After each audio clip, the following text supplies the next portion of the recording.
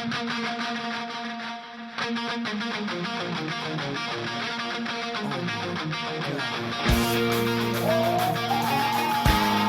welcome back to Fourth and Pain, the only pro wrestling show hosted by an NFL player and a weight loss champion. He's Redskins defensive end Adam Carriker. I am the weight loss champion Chuck Carroll. Be sure to check us out on Twitter at Fourth and Pain. If you tweet us a question, whether it be wrestling, whether it be football, whether it be relationship advice, whatever, you will get an answer provided you're not an idiot. Time once again for Peyton Pulse. Let's dial up the old West Colorado. How are things going out there, Adam? Things are going well. I believe my wife is on the line. How you doing, sweetie? How are things? Football season's here, so it's finally a good time of year. That's what I like to hear. That is my favorite time of the year. So everybody wants to know, what is the Peyton Pulse? What's going on out there in Mr. Colorado? Well, it's been pretty jazzed up because he won the Sunday night game. That's quite the way to kick off the season for him. He looks really good. However, RG3 is definitely taking over the media spotlight with his weekend's performance over Peyton, I would say. So it's not just the D.C. area. He's kind of taking the national spotlight for Peyton. Is that what you're saying? Oh, yeah. It's on PTI, Around the Horn, Sports Center. It's RG3 first. And then later they talk about the Broncos and the matchup between Peyton and Ben. That is very exciting. It's very exciting. It's going to be tough to bump him off permanently just because he's Peyton Manning and, the whole season. But for now, hey, the Redskins, I guess, are still in the headlines. Without further ado, let's dial up one of your teammates, Adam. Wide receiver Pierre Garçon in his Redskins debut on the receiving end of an 88-yard touchdown pass from Robert Griffin III, easily eclipses the century mark in receiving yards for the game.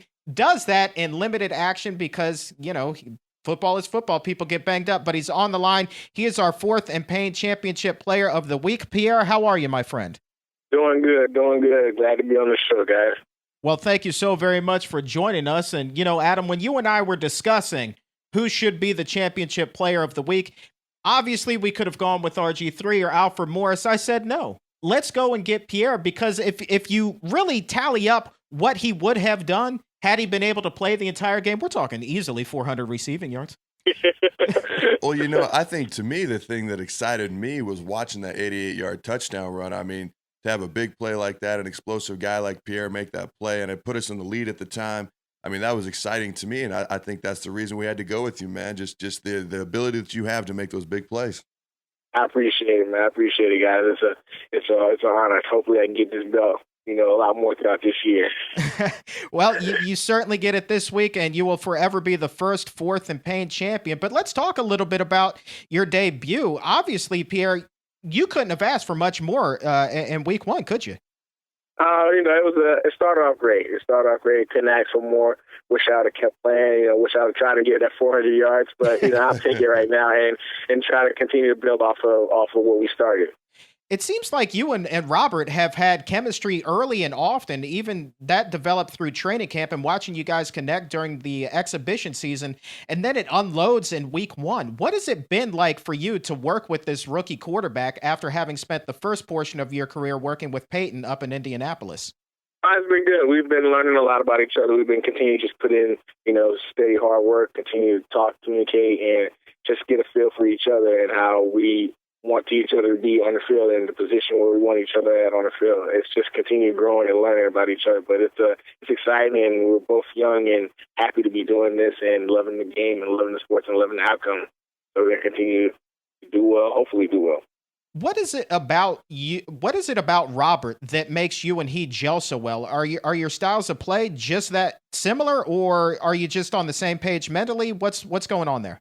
We've just been communicating a lot, been talking a lot, been getting a lot of feedback from each other, saying what we expect, what we like, what we don't like, how guys are playing their defense, how the defensive schemes look and things like that. It's just a lot of communication going on and trying to move forward with that.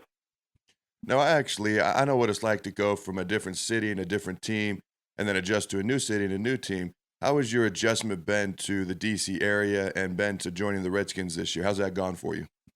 Just the D.C. area is great. It's nice. It's a lot of entertainment here. It's a lot of energy here. It's a lot of excitement here.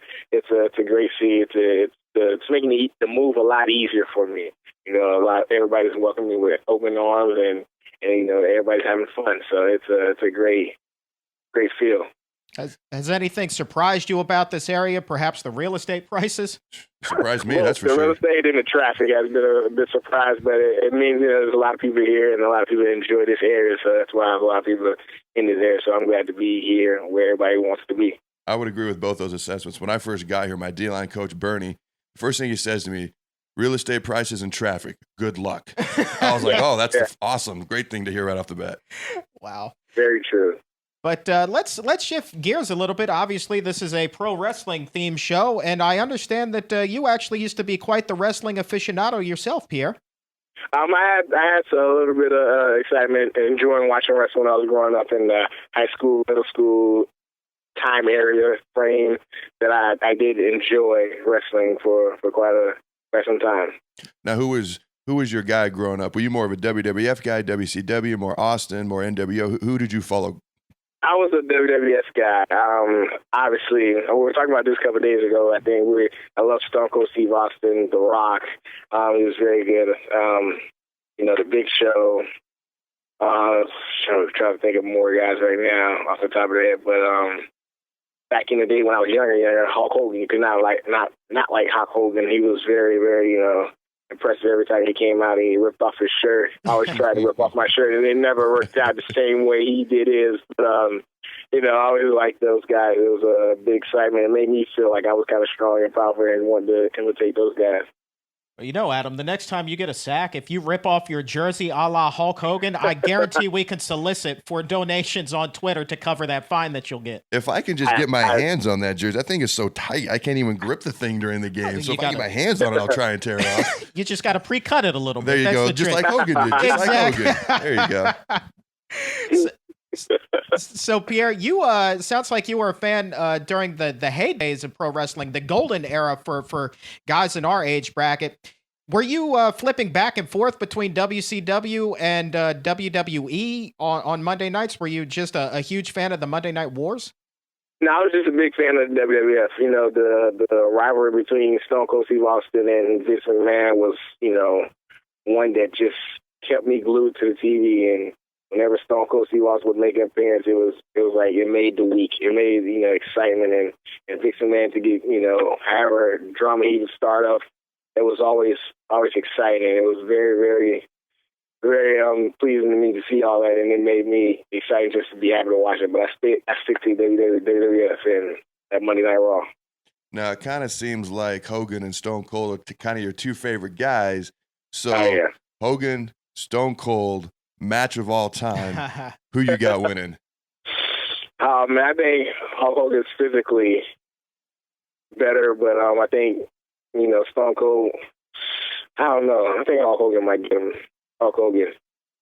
I don't know. That stunner, I just think the stunner's a little bit more effective than the leg drop. You know, you know, the stunner is very more effective, but Hulk Hogan's so much bigger than Stone Cold Steve Austin. You know, that leg drop, it's amazing how everybody else's leg in the world, you know, it's just normal. But Hogan's leg, it's like it's got those beams coming out of it or something. It just does all that extra damage that nobody else's leg does. I think Hogan might pull it out because of that leg.